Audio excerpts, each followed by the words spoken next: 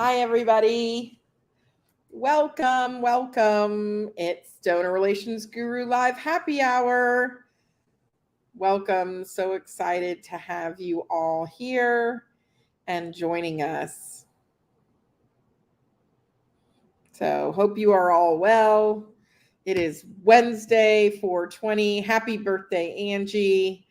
Let's see. So in honor of Angie Jones' birthday today, what was your favorite themed birthday party growing up? Like, did you have a skate rink party? Did you have a McDonald's party? Like, what was your favorite theme birthday party growing up? Today is Angie Jones' birthday, and we're all going to say happy birthday to her. But what was your birthday party theme or area or location that really, like, you were a cool kid? Because I had a McDonald's birthday party. I mean, back up, people.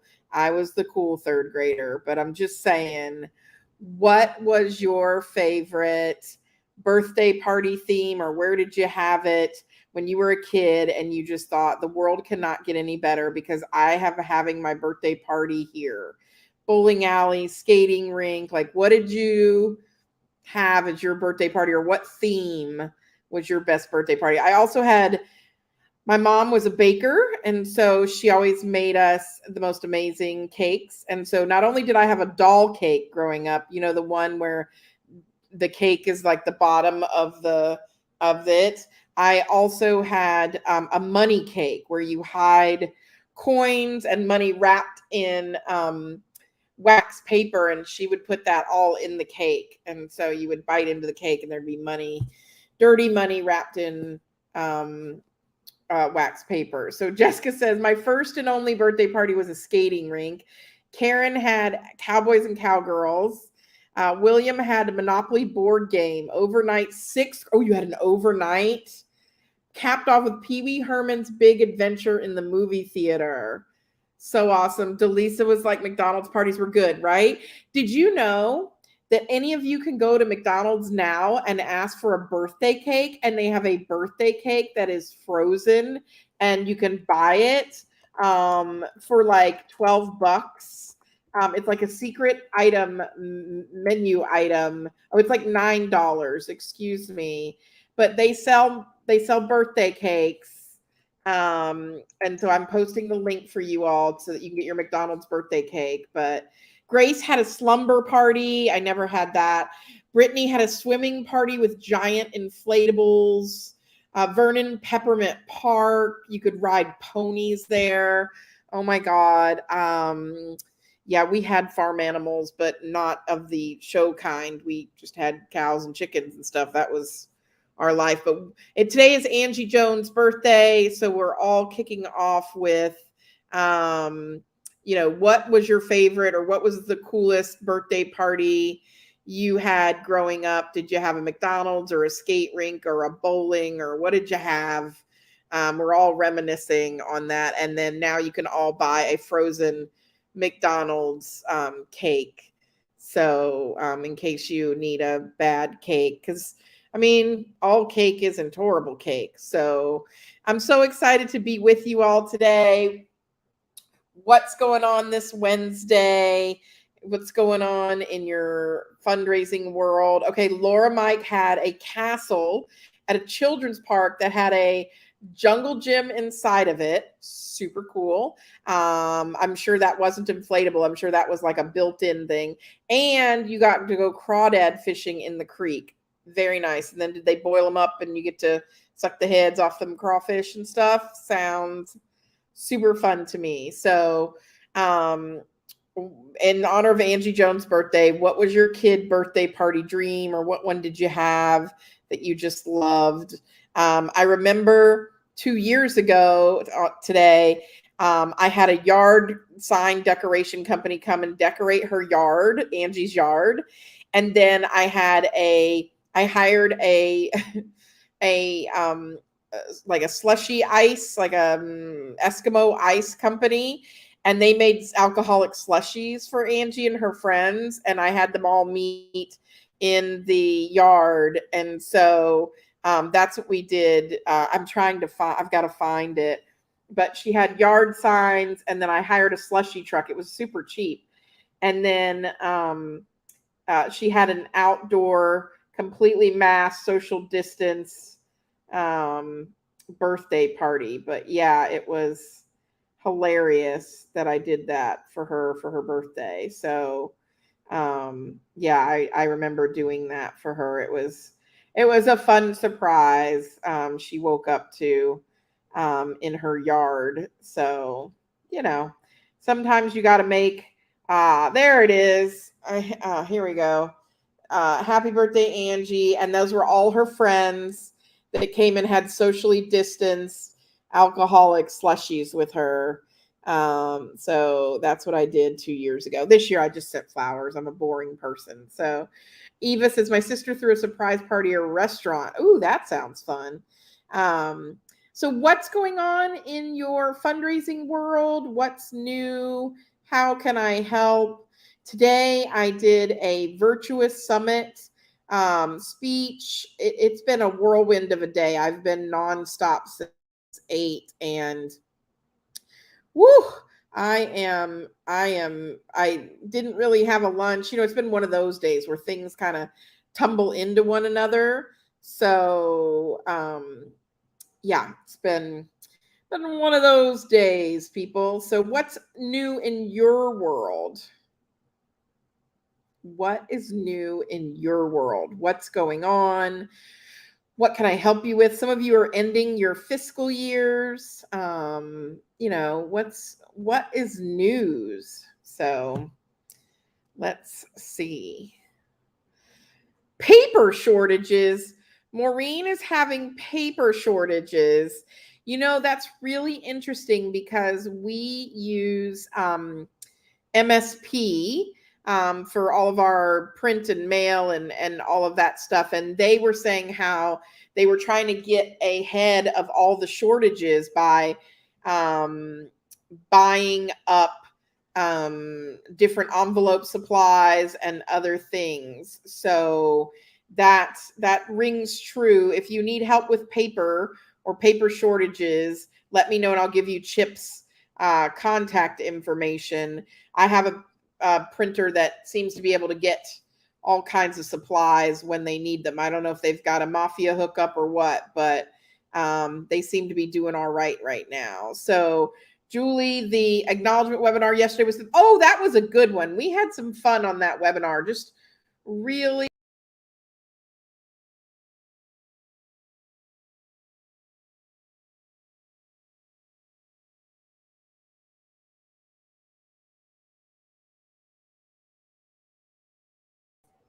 I seem to have lost myself. Sorry about that. Okay, so Ashley will put our printer in there. We love our printer and they do great work. Yeah, I'm back. Sorry about that. I lost myself.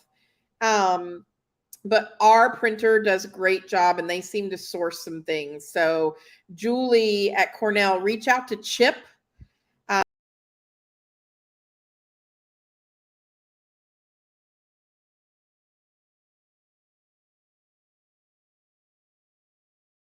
But I keep disappearing.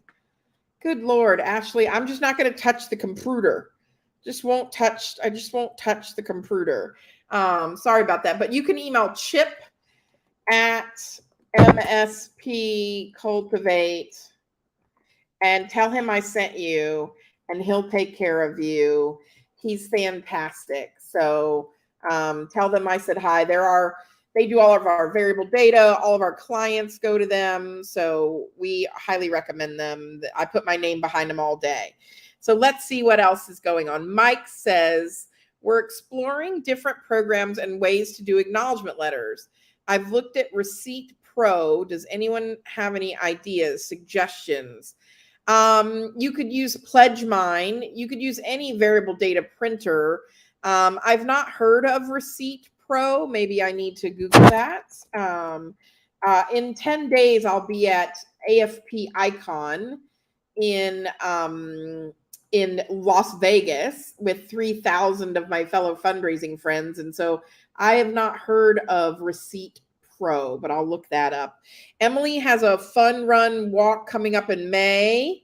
Delisa is switching CRMs, it looks like.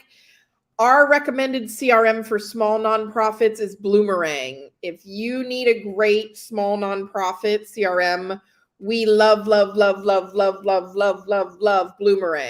So if you're a small nonprofit and you're looking for a CRM, Bloomerang is the jam. Emily says you're hiring. Have you checked out our gigs board, Emily, or do we already have your position on there? Ashley does a great job. Our gigs board is on fire lately. We even did a dedicated email this week. It is definitely a buyer's market for positions. So we're seeing our clients see fewer. So we used to post a job for an associate director of donor relations and get 300 applications. We're maybe getting 30 or 40.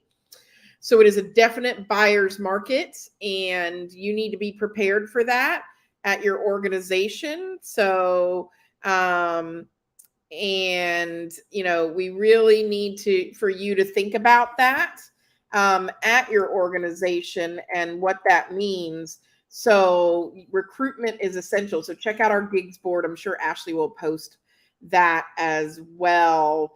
Let's see. Sandy. Hey, Sandy at UCLA. We will be removing our donor wall. Yay, instead of replacing it. It was created without the ability to update it. Who does that? We have found that mostly it won't be an issue. However, a new donor wants to give a gift that would have put his name on our wall. What kind of recognition do you suggest instead? So I totally feel you. I think you should set a date and say we've sunset the donor wall as of January 1st, 2020, or whenever you want to make that date up. But I really think that what I would suggest instead is impact reporting or recognition. Maybe you have a private event for the donor, but I certainly don't think that doesn't mean that you need to drag out the wall that you're already thinking about demolishing. So why is the donor giving the gift? What kind of recognition do they desire? They may not even want that kind of public recognition. So talk to the donor about that. So Kendall says, I just read your book, 4 Pillars. It's awesome. Oh, Kendall, of donor relations or donor experience? Which one? That's so kind. In fact, I am going to lock myself in a place for a couple days and do some writing. I have books that I kind of need to give birth to, if that makes sense. And I'll be a little vulnerable here. I have not been writing during the pandemic the way I used to write. I'm a pretty prolific writer. And during the pandemic, I haven't had, my writing mojo. And so I've been working with my doc and working with my people and my team to try to shake that mojo loose. So I'm going to do a mini book on diversity, equity, and inclusion in fundraising. That'll be like a cheap, easy PDF download. And then I'm doing the 4 pillars of donor communications, and then also 5 chapters in a book for case. So I need to give birth to those things. I have lots of books here. It's getting them out. I know it's a weird process as a writer, but you kind of have to get them out. So I need to stop watching Real Housewives and Bridgerton and Inventing Anna and things like that. So whoopsies. Let's see. Travis. Hi, Travis. Our organization is going through a bit of turnover. Any particular tips, tricks, or ideas to handle turnover in the new normal? I really think it's about us being flexible and human. I posted something today on my Instagram stories. I'm at Donor Guru on Instagram if you want a follow. It's not always work stuff. It's a lot of island stuff. And just my life and stuff like that. But I posted this from Adam Grant, and I really think you should listen to it. It says, the flexibility people want most isn't remote work. It's to set their own hours. They want to control their time, to choose when and how much they work. Offering freedom sounds like a risk, but squashing it is also a risk. Stars are the first to leave. Yeah, because they have options. And I will tell you, I have been having very candid conversations with my teams. I pride myself, both Shannon and Ashley are working moms. And my mom was a stay-at-home working mom, as I call it. We were her job, but I try to give jobs to mamas and caretakers who want to stay home with someone they need to care for. And so I think checking in with them, checking in with the employees you do have, and asking them what you can do to keep them is just as valuable as bringing in new talent. So I encourage you, Travis, to focus also on the ones that you have, not just the ones that are leaving, but usually the stars leave first because they have more options. If you can't control, working environment, flexibility, things like that, you can control your spirit and your culture. So making it a positive place to work. Somebody posted today, Becky, one of my friends, posted a workplace sign about doing dishes and everything. And I said, as a consultant who used to travel the world, I have found that office signage, either professional signage or handwritten signage, tells me a lot about the culture of the workplace. So, and some of you are going to laugh about this, but when I walk into a workplace and I see a lot of signs that say like, be a sweetie, wipe the seatie, your mother doesn't work here, clean out your coffee mug, refill the paper, like all those signs that people put up to talk when they aren't having conversations in the office, that leads me to believe that there's not a healthy culture in the office, that people aren't open to chatting with each other, that there are unresolved issues. And believe me, it's usually a toxic workplace. So solve your internal issues and try to work on those before you bring on new people, because the new people aren't here to solve your issues. It's a really good question. And so just something to think about there. So yeah. Carol says she uses Bloomerang. Yes, we love Bloomerang. Yeah. I think that so my take on software is this. I was doing a presentation today and I was talking about ThankView and how much I love ThankView. And it's not just the software, it's the service. And somebody said, well, I can get Gradavid for cheaper. And I said, yes, A, it doesn't have the same features, and B, there are no real customer service reps there. It's two guys and a computer, and they've outsourced their customer service. Whereas ThankView, I'm going to talk to a human being. They're going to get to know me. I've got my own customer service rep. And for me, that's super invaluable. So to compare that, I was working on a hotel reservation, and Kimpton has this great program for if you're in their little inner circle, which I am, because I used to stay at Kimpton's all the time, and now I'm going back to Kimpton's. You can try out their new hotels. You get 2 nights free whenever their new hotels open. And I called and said, oh, I'd like to try out this hotel and, in San Francisco, and we're going to be making a trip there soon. And he was like, yes. And I see the last place you stayed is this. And we had a whole conversation about the last property I stayed at and how good that was. And so that getting to know you, not just the robotic, is so nice. So I just, customer service means a lot to people like me. So yeah. Okay. So Emily's like, we're already in the interviews. Oh boy. So good. Okay. Benjamin, gone through a reorg here. Yep, that's normal. It's brought together stewardship, donor relations, communications, and marketing under one leader. Me. Good job, Benjamin. Congratulations. I'd like to have the whole new team spend some hours together doing some donor relations professional development. Some have a DR background that's a few years out of date. Some have nothing in the space. What guru resources could you recommend? Actually, Benjamin, you may or may not know, but we facilitate retreats like that all the time. So we do custom trainings. You could also purchase our course the keys to donor relations. And what my one team did at an organization I consult for is they watched a different module every week. And then they asked questions of me every week of what we were thinking and things like that.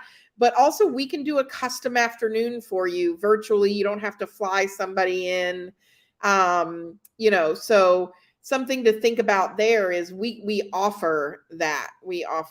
So, but shared professional development where you're watching something together. The other thing I like to do, and you may poo-poo this idea, or you may be like, oh, that's fun, is I challenge everybody to go out and find a TV show or a movie or some sort of something that mentions fundraising. And so we do what does fundraising look like in pop culture? And like I do a whole session on that, like for clips from Friends and clips from Andy Griffith and Billions and other TV shows and movies. But that's a fun thing to portray. Like, how is our profession portrayed in the media? So also fun. Stacy from Saskatoon, go to the pub on campus and get a beer. It's too cold for you to be out there. 0 degrees and snow. I'll show you our view later, perhaps. So yeah.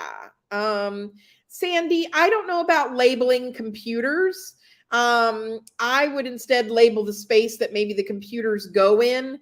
When you get into putting a name on equipment, you have to think about, well, what if they disagree or agree with the person, the brand of the equipment? What about when the equipment breaks? How long are you going to name the equipment? So I wouldn't do necessarily the computers, but maybe the space the computers are going to reside in, or maybe you could have the screen, I don't know, on the computer be something like a thank you message. I don't know. Each individual computer, that I wouldn't get into that. That's just me. So that's just me. Alexis. Hi, Alexis. Our institution currently uses Give Campus for peer-to-peer fundraising, but I was recently introduced to excellent fundraising resources from Classy, which makes me wonder how their platform compares. I know that's not specific to stewardship, but do I know anything about these two options? I will tell you, Alexis, that my favorite is Give Butter. Give Butter. Butter as in, does not taste like butter. I can't sing or carry a tune, so sorry about that to people. But Give Butter are my friends, and I really, really love their platform. Classy also does great things. That's what I will say. I know. All right, Megan. Hi, Megan. Could you talk about salutations and titles? Sure. Our team is trying to revamp how we address donors and acknowledgement letters and all communications, and would love to know current best practice. So we talked about this on the acknowledgement webinar. I'm happy to recap.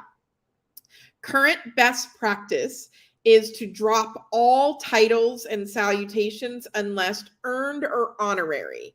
So unless it's general or the honorable, gone are Mr. and Mrs. is basically what we're saying. We should address the donor. I'll pick on Sandy because it's easy. We should just say Sandy, dear Sandy, or Sandy, comma, not dear Miss Levin or Mrs. Levin. Why is that best practice? Because the 1950s are over. And so Mr. and Mrs. Idris Elba, that's me, that's my husband. I've married Idris. He doesn't know it yet. But Mr. and Mrs. Idris Elba is not how most people, women especially, want to be addressed. I have a gender neutral name. My name is Lynn. There are males named Lynn. And when nonprofits gender me incorrectly, it's very offensive to me. Also, the other thing is they get my marital status wrong. And my marital status and my gender, frankly, are none of your business as a nonprofit. So what I like to do is encourage stacked names. Lynn Elba, Idris Elba, or Lynn Wester, Idris Elba, since I decided not to take his name. No, I'm taking that name. If I'm marrying Idris Elba, I want you all to know that I have married Idris Elba, because I mean, like, I'm just going to carry around photos of me and Idris Elba. And if Idris Elba isn't your cup of tea, he's my shot of tequila. So the best practice is to drop Mr. and Mrs. and to not household people. Again, gender and marital status are two ways to really upset your donors. So please get up to modern times and stop gendering me, stop putting Mr., Mrs. Like, I check into a hotel and they're like, welcome, Mrs. Wester. And I'm like, ooh, I got a husband with this room? No, I didn't. And so it's just another way to make a mistake and to offend a donor. Now, there are some donors who want to be called Mrs. Idris Elba. This fraction of your donor database, great, let them request that. Don't default it for other people. So my mom is 84, my dad is 86. She is not Mrs. William Wester. She's Norma Wester. She's got her own name. She likes it. It's old school, old Norma. Hi, Norma. Norma and William Wester. Norma Wester, William Wester on 2 lines. That's how you address them if you want to do it right. Got it? And then if she wants to be called Duffy McGee, you can call her Duffy McGee, right? So love that. Love that. Oh, Cassie, that makes me feel better. That writing has not been so great. Yeah. Jennifer, you came to our Houston conference. Oh, did we have a good time in Houston? Very educational 2 days. Good to know. We're looking for numbers on higher ed, mostly donor retention rates. Do I have a source specifically for higher ed as opposed to general nonprofit numbers? Yes, I do. Send me an email and tell me public or private, size of student body and size of endowment, and I will tell you average retention rates. So Jessica wants to know where you can order our books. Amazon, or your small local bookseller, or a Black-owned bookseller. But we also link to Amazon. So Russell, how effective is text messaging in engagement or acknowledgments? How does solicitation fit in the mix? Russell, text messaging is absolutely effective if that is your donor's preferred method of communication. So I'll give you an example. I have never given a gift through a check. I don't own a checkbook. I don't know what to do with the checkbook, blah, blah, blah, blah, blah, blah, blah, blah. So I give all my gifts online. I'm a prime candidate for texting. In fact, my gift officer at South Carolina knows that my communication preference is either email or text. If they want to reach me urgently, they can text me. They don't take enough advantage of texting me, frankly, or emailing me as much as they should. But my preference is that. So now, do I think that you should only talk to me when you want something from me? No. We at Whitworth University, my team there has seen great success with texting leading up to Giving Day. Like, hey, Lynn, wanted to let you know that last year you were one of our best supporters, blah, blah, blah. What you can't do is what I see a lot of universities doing to me right now. It's Giving Day season, as I call it. And they just text me going, hey, today is our Giving Day. Would you like to make a gift? I can send you the link. And I'm like, but you never talked to me about this before, right? So you got to do a lot of warm up there. You can't just, again, it's just like any other relationship. Texting is a channel. Now, if somebody mails you a check and you know what I mean, they are very traditional, then you don't want to text them, right? But also the lovely thing about texting is it's very easy to opt out of. All you have to do is reply with stop. And so I really think it's a great idea to text your donors more. And we are not leaning into that as a channel as we should be. So that is my opinion there. So great question, Russell. Keep them coming. You guys are on fire today. Melanie, I'm one of 3 employees for a very small nonprofit with just 3 paid positions. We have a team of 45 volunteers. I highly recommend a subscription to an e-card service like Blue Mountain. I was able to send every one of our team members a personalized card with an attached Starbucks gift card this morning as a way to thank these special team members. Yes, that's a good one. The other one is I'm going to bring this one up. I love this. I have received items from thanks.com. And I really like that one. They do gift cards, they can do others. And so it's a great way to send things as well. But yeah, also Kudo boards, those are fantastic. So Diana says, I haven't used Classy, but they've been using Give Butter. I love Give Butter. Give Butter and ThankView are also partners and friends. So yeah, really like that. Okay, Lindsay says no to Classy. Okay, there you go. Again, Give Butter. Carol says, what are some key words or phrases you might use in an acknowledgement letter to donors to an organization's endowment fund, especially to those donors who give over and above their normal giving to support growing the endowment? Okay, so here, Carol, I'm going to give you the same advice we gave on our acknowledgement webinar this week. I'm not going to talk to donors about giving to the endowment. I'm going to talk in an acknowledgement letter. An acknowledgement is about the donor, not about the gift. So I might talk about them going above and beyond, but it won't be talking about the way they gave, endowment, plan gifts, restricted funds. That's us kind of language. I want to talk to them about them kind of language. So your loyalty humbles us. Your consistent generosity is inspiring. Remember, an acknowledgement is about the donor, not about the fund or where they gave to or all of that good stuff. And so, Ashley, if you could post the link for With Gratitude by Jennifer Richwine. It's my favorite book on how to write a thank you note. But I don't talk about the gift. I talk about the giver. You are so generous to think of us. You always have us in your best interest, not this endowment does this, right? So that's what you want to do. Oh, hey, Beth. Good to see you. Oh, you're so sweet. Thank you for saying that I'm engaging. Awesome. Okay, let's see. How do you feel?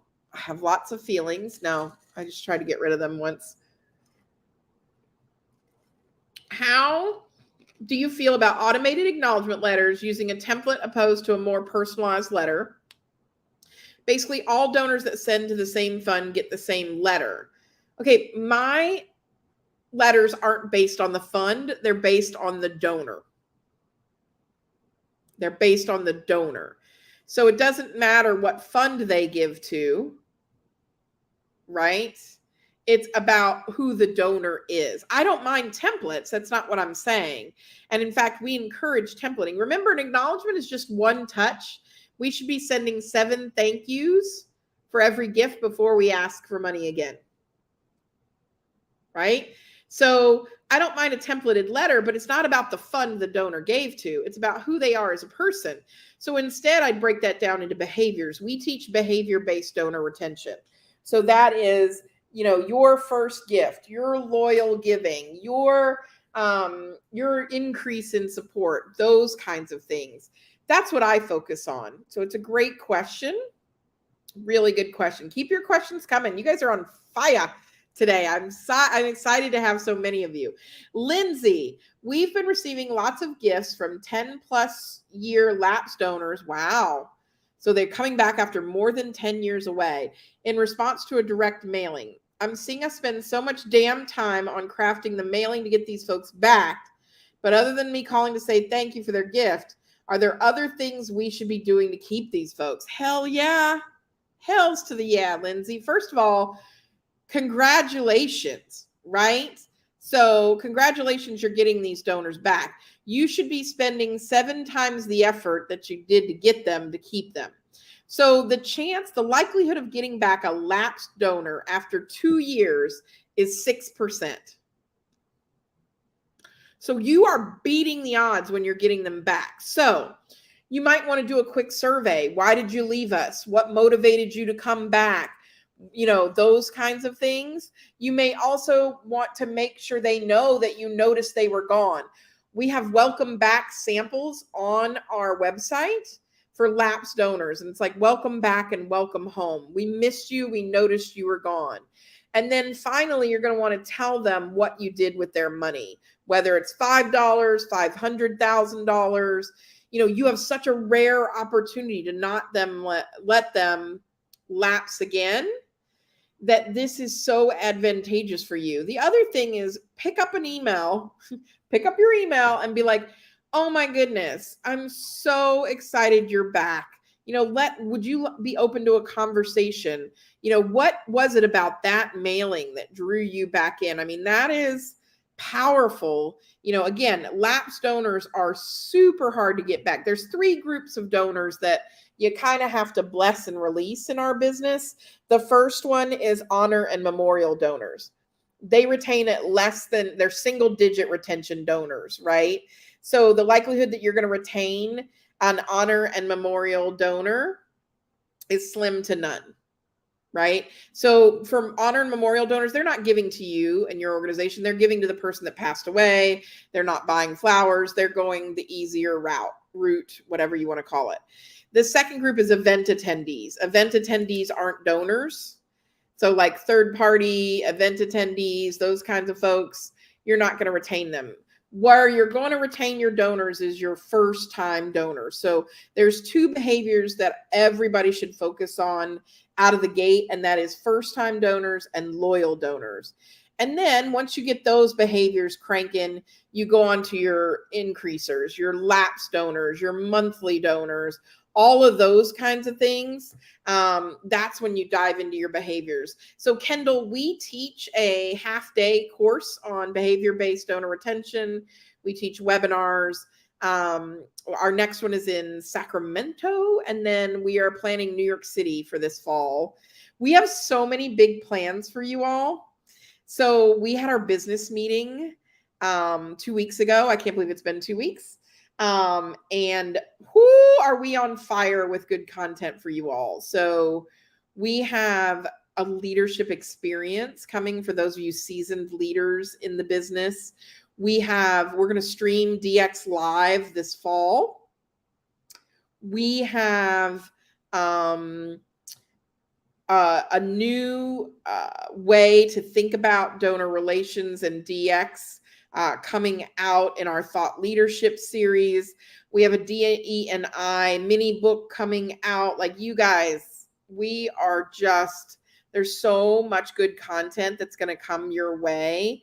And, you know, I'm really excited about what the group put together, and just so excited about the partnerships that we have and just what we're going to bring forward to you. I am going to work on more video content, more audio content, just more opportunities for you to dig in and do the work. But yeah, we're going to go live in November again, fingers crossed. And so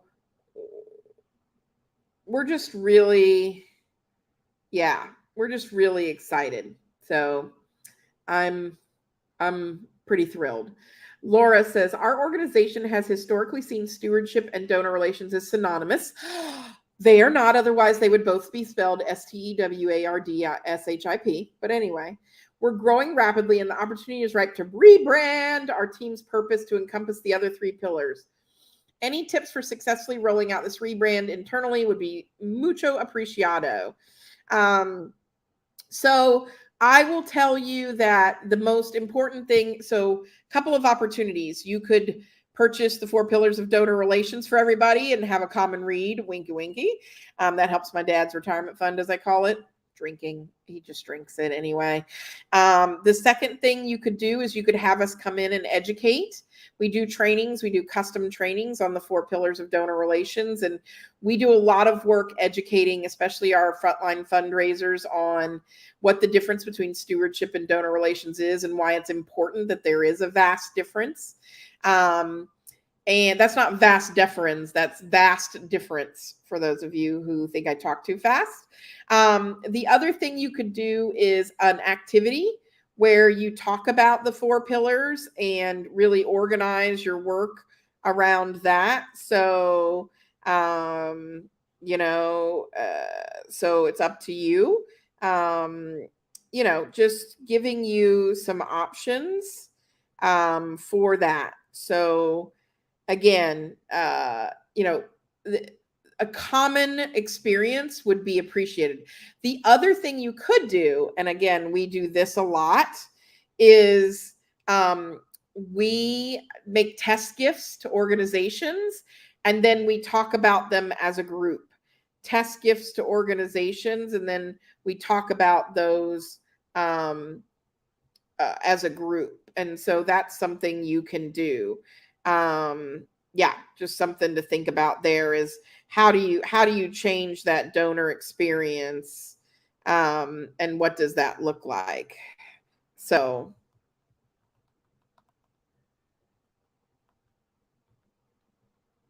good question. Thanks, Laura. Okay, we are trying to automate letters from CRM as opposed to having letters drafted by staff. Unfortunately, that minimizes personalization. Thoughts on this? Okay, what letters? What letters? You said automate letters. I don't know what letters you're talking about. Just all letters, solicitation letters. What do you mean by letters? So again, remember that you have the tax receipt that goes to donors that goes out within 24 to 48 hours. That's definitely supposed to be automated. If you're talking about an acknowledgement, that's a little bit different. And so a thank you letter or a thank you note would be different. That's going to be more of an experience thing than it is a tax receipt. But your tax receipt, absolutely, you can do that. So yeah, I hope that's what the letters you were talking about.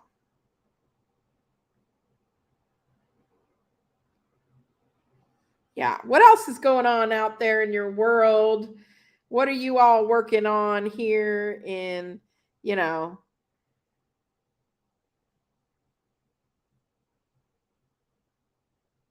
the world? What's going on? How can I help you? What kind of questions do you have this April day? Oh, Jessica has asked one of my favorite questions. Is there such a thing as too many thank yous? I suppose that somewhere in the world there is something like too many thank yous. Have I heard donors saying, "Can you please stop thanking me?" No, I have not. So, Jessica, until you have droves of your donors saying, "Enough," I've been in this 21 years, and I think everybody appreciates gratitude. Our goal, according to Penelope Burke's research, is we should try to thank donors 7 times and tell them the impact of their gift before we ask them for more money. So that's how I like to say it, Jessica. So until you get to that holy grail of 7 thank yous without an ask, then there you go. Cynthia, you're new at this and you don't even know where to start. May I suggest the 4 pillars of donor relations?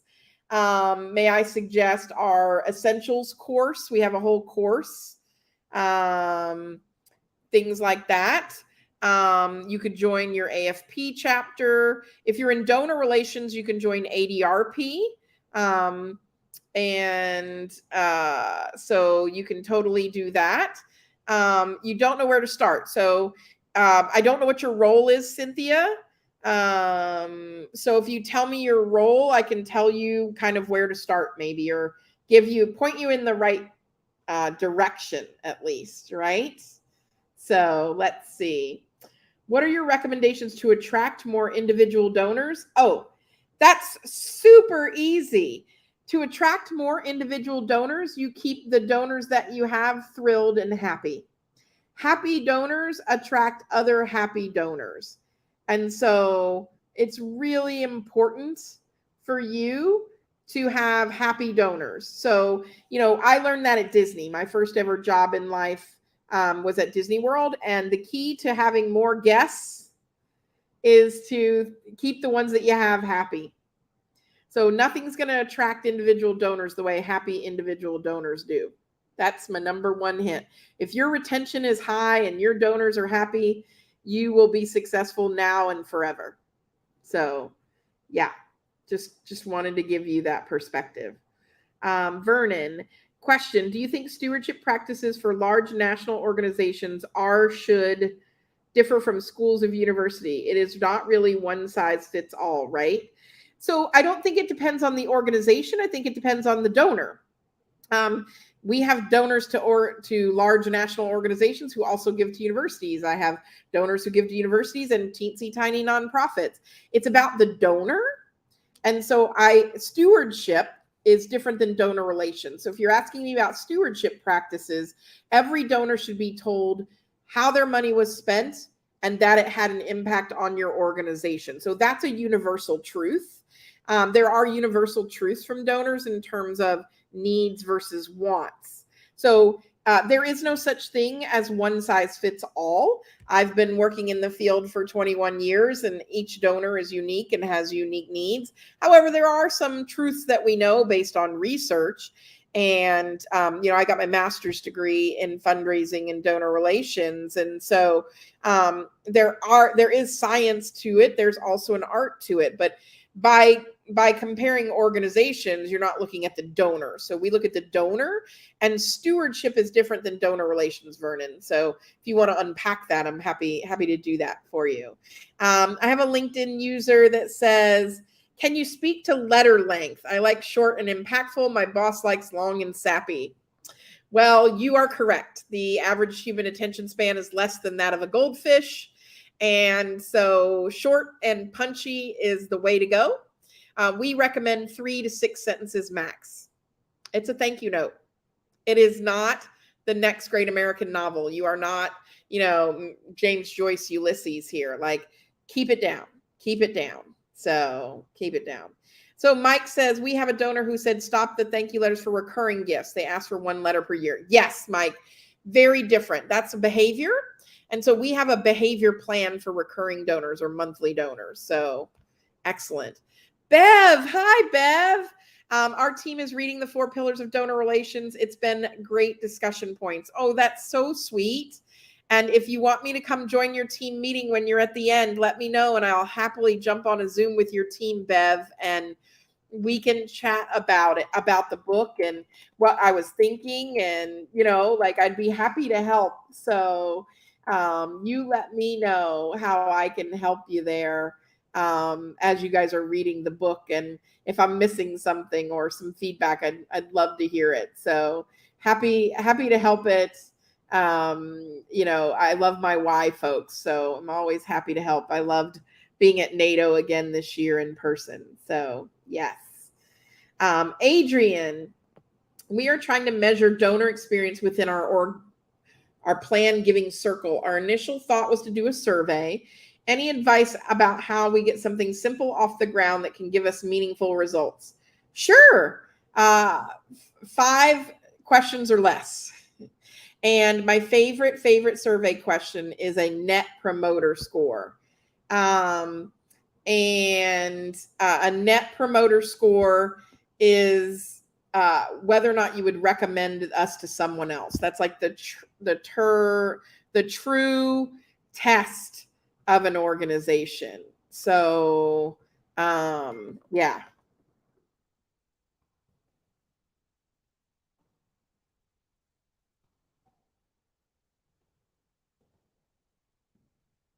Okay, Cassie. Oh, hey, Cassie. Our entire development team left a few months ago. So some tips on how you keep marketing and membership motivated and moving on donor work while we also have our own work. So Cassie, there's a simple exercise that I love to perform when team members leave.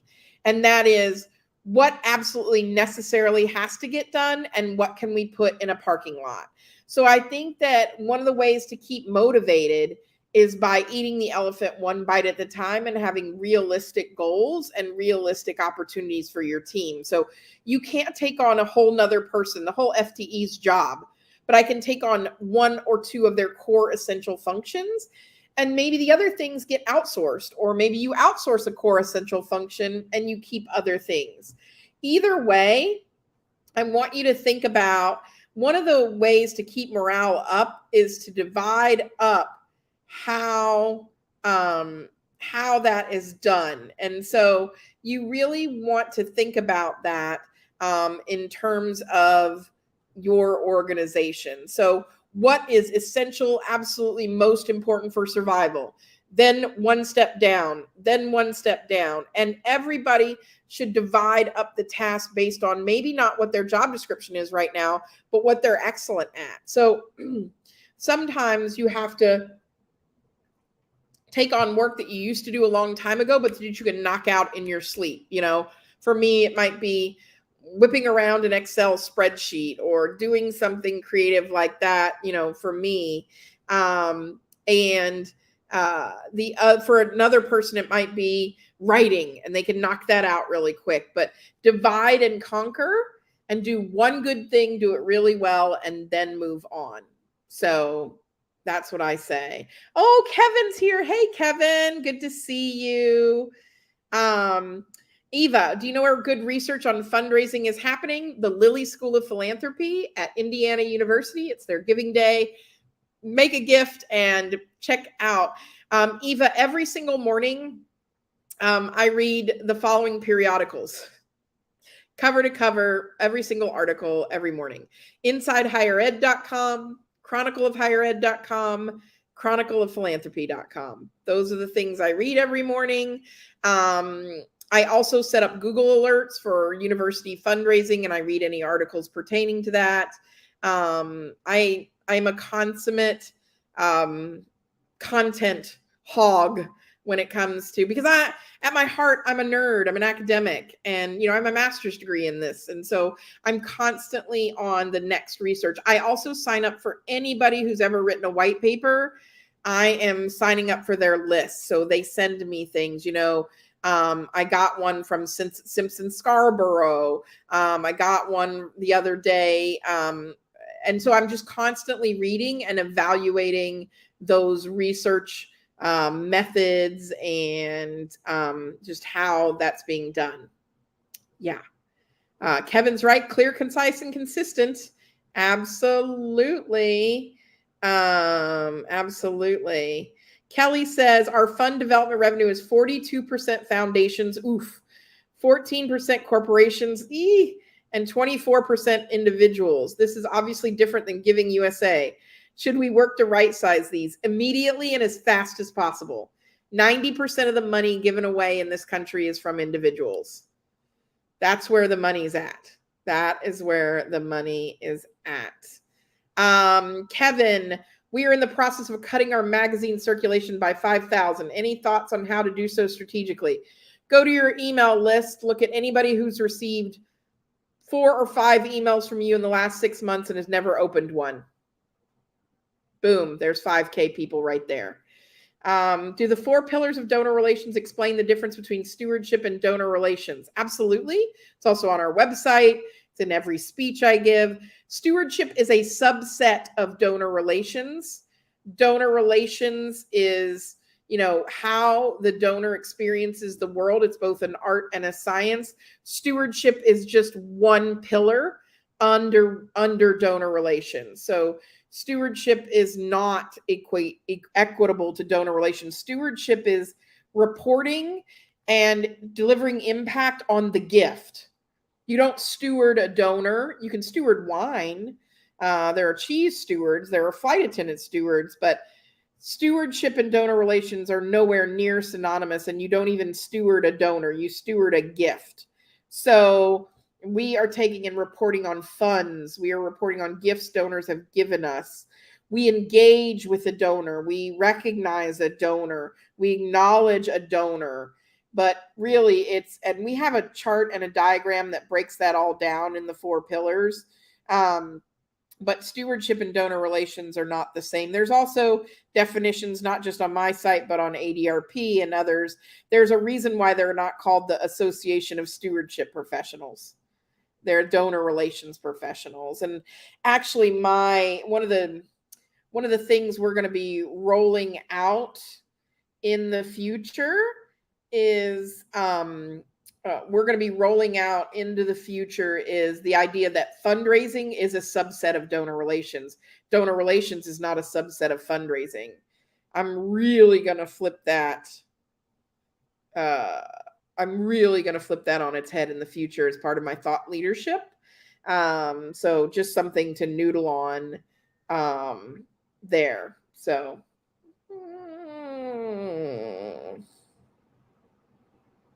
yeah. So just something to think about. Any other questions? Are we off to have a great day? Of course, I'm happy to unpack it. That's my profession, and I wrote the book, so I should be happy to unpack that at any time. But it's a difference that's been around for about 15, 20 years, and some shops are just catching up to that. So we really do need to educate our teammates on that. Oh, Holly, you're so sweet. You have a great day. We are so excited to serve you. We will be back in May. We're going to do a different time because we're going to have a lot of our overseas folks, because we're going to be doing a conference in London in July, London, England, not London, Ontario.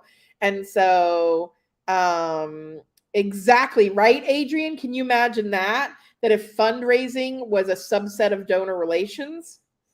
See, I'm here to bring the bold, folks. I am totally here to bring the bold. You just need to ride along with me. I got lots of crazy ideas for how we're thinking about this different. So, oh, Carol, you're sweet. If you have any questions, we can be reached at info@donorrelationsguru.com. Lots of great stuff coming your way soon, and I hope you all have a great rest of your week. Thank you so much, and you all have a great, great day.